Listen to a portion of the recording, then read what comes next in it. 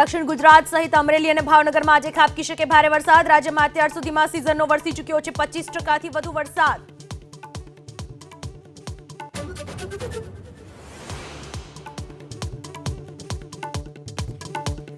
પૂર્વ અગ્નિવીરો માટે કેન્દ્ર સરકારનો મોટો નિર્ણય। બીએસએફ, સીઆઈએસએફ અને સીઆરપીએફની ભરતીમાં 10% અનામતની જાહેરાત। પ્રથમ બેચને વયમર્યાદામાં 5 વર્ષની મળશે છૂટ।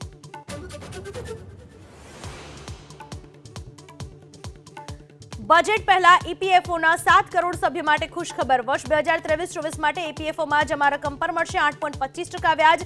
નાણાં મંત્રાલયે વ્યાજ દરમાં વધારાની આપી મંજૂરી।